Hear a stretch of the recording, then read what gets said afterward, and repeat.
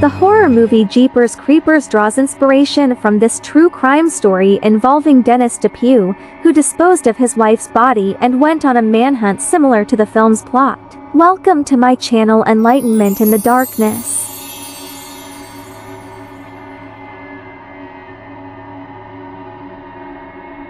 Dennis Depew evaded police for nearly a year before he was finally stopped, but his actions were forever ingrained in the cinematic universe for entertainment. On the April 15, 1990, Ray and Marie Thornton were driving along quiet Snow Prairie Road in Coldwater, Michigan. As they drove, they played a game to pass the time. The game was to make words and phrases out of the number plates that passed them. As a green 1984 Chevrolet truck passed them at high speed, Marie won that round of the game. The GZ on the plate made her exclaim, "Geez, he must be in a hurry." They continued their drive, and it wasn't long until they passed an old schoolhouse in the middle of nowhere that greeted them with a horrific sight. A man was standing just beside it, and in his hands was a white sheet covered in blood that he was trying to dispose of. Marie saw the man's vehicle parked between the school and a large tank and knew immediately it was the Chevrolet that had overtaken them earlier. The pair continued driving to find a phone, and Marie wrote down what she remembered of the license plate. However, their journey was interrupted when they saw the truck quickly approaching them from behind.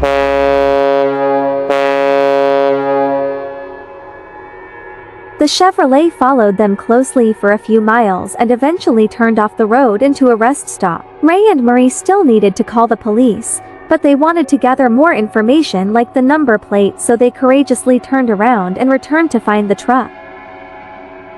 As they passed, a tall man wearing a white hat stood at the back of the vehicle with the doors open, changing the number plates. He'd also left the passenger door ajar so the interior was visible. The inside was covered in a large amount of blood.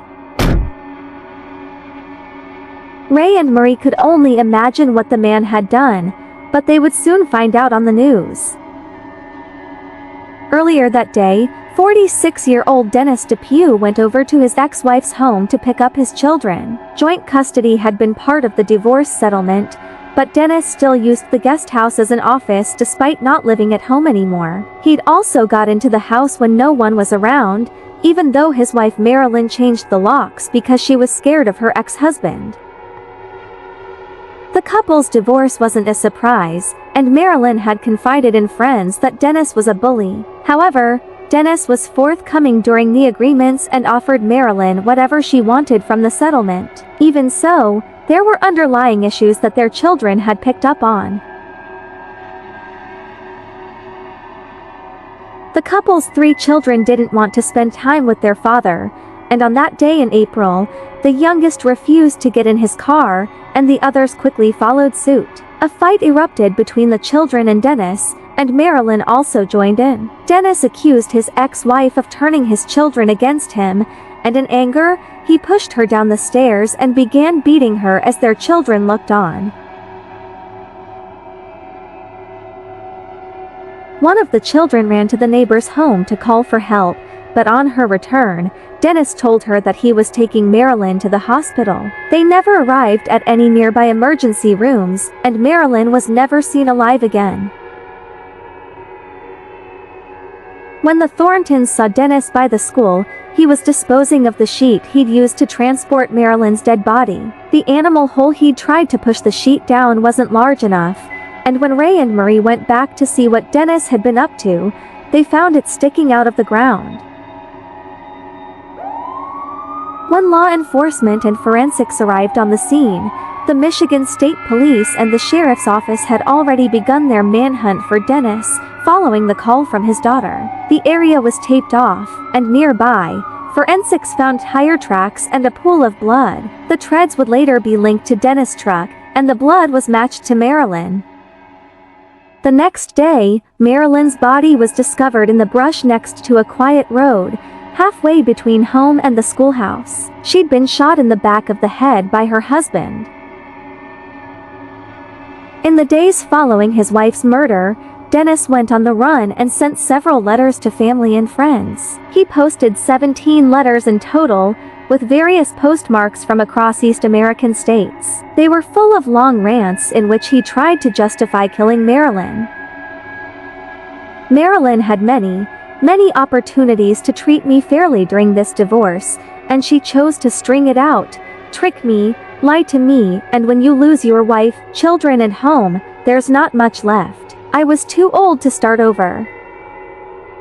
3 months after Marilyn's murder, Dennis sent another letter. This time, it was 13 pages in length, quoted verses from the Bible and contained more rambles from the fugitive.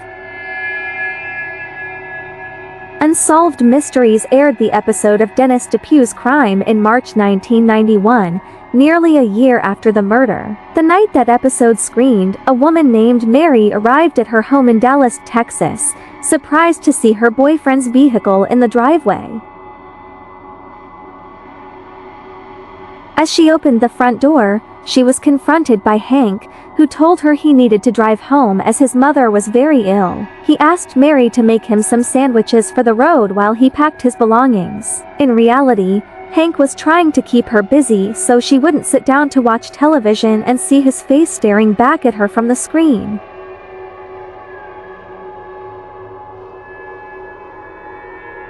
Hank packed up his green 1984 Chevrolet van and hugged his girlfriend. Mary never saw the man again but would soon find out who he really was. Mary's friend was the one to call into the hotline, reporting her friend's boyfriend as Dennis Dupuy. She gave the operator his license plate number and where they thought he was going, and just 4 hours later, Dennis was located. Louisiana state troopers were the first to spot the truck.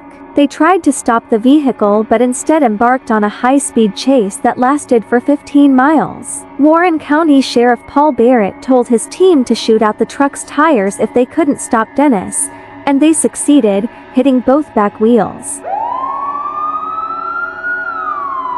Dennis managed to drive on the rims for half a mile before the car eventually gave up and stopped. He shot at officers with his gun, with 2 going through the windshield and 1 through an open window. He then turned the gun around and shot himself. Dennis was buried at Eagle Cemetery in LaGrange County, Indiana, far from his wife's final resting place in Oakland County, Michigan. Specific actions by Dennis Dupuy were depicted in the episode of Unsolved Mysteries and was the origins for the beginning of Jeepers Creepers, the movie. So what are your thoughts about this real-life tragedy of Jeepers Creepers and Dennis Dupuy? Please feel free to comment your thoughts below. I would like to thank you for joining me here today on my channel, Enlightenment in the Darkness. Please like and subscribe to my content. Many blessings to the rest of your day.